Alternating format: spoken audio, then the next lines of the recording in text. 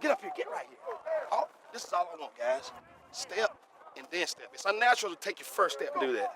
Just step and then go. Get right here. So you want to step right here? And yes, lateral. Fred Tate's a guy that's been around. He's coached in a lot of different parts of the country, but he's a defensive line guy. He understands how to coach defensive line players, that mentality. Hey. There you go. Turn around. There you go. Coming back. He played defense.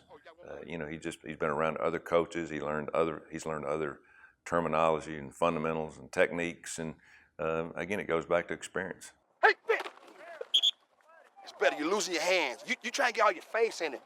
You control that blocker with what? Hands. You know, he's got a lot of knowledge of what he's doing, but the energy and the way he's able to express the point he's trying to get across. He's got a confidence in the way he speaks and the way he tries to teach each technique. And you know when he's talking to you that he knows what he's talking about, that he's passionate about what he's doing. One more time right here. One more time. One more time. Here we go. Fit. Hey, puck. There it is. That's better.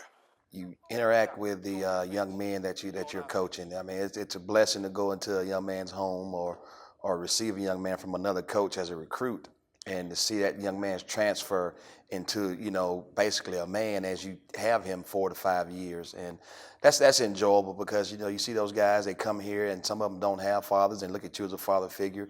But more importantly, it's just the teaching part of it and teaching young men how to be young men first and foremost, and then watch them get an education, and then the rewards of playing football. Strike, stab and grab. Stab, grab, stab and grab. The best, situation is a coach-player relationship when done properly. And if that happens, those young men will do what you ask them to do, and they'll do it with a lot of effort. And that's one thing you have to do is the first thing I said was young men. They're not boys, and they shouldn't be treated like boys. They should be treated like young men. And if you respect them, they'll respect you, and they respect what you ask them to do. Here we go. Sit. Back up, back up. He's been there, done that. He knows how to bring it to our players. Our players really like him. He's tough on them. He pushes them hard. He's organized. He understands discipline. He understands self-responsibility. He'll teach that to all of his players, and I think that'll help a lot of the other players on the team. Go. There it is. There it is.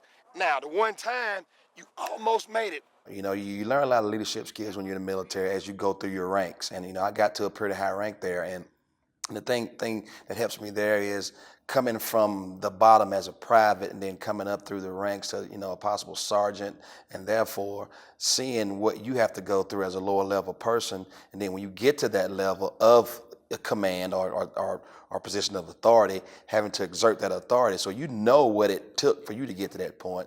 And just as well as I was a football player at Southern Miss, I knew what it took for me to get through football, to get to graduation, to get to playing time, and you take that and you try to guide those young men as you were guided. Amen. His hip. Go. Run flat. There you go. There you go. If the ball tries to cut over top of it, it's got to come all the way back to him. Yeah. But if you go up the field, he'll just outrun you or cut underneath you. A lot of the young men, their off the field life, can have a direct correlation with their on the field life. And if you teach them the discipline from a standpoint of being disciplined, i.e. being at meetings on time, being in the weight room on time, and those kind of things that, most successful programs have, they'll be disciplined off the field as well in their life.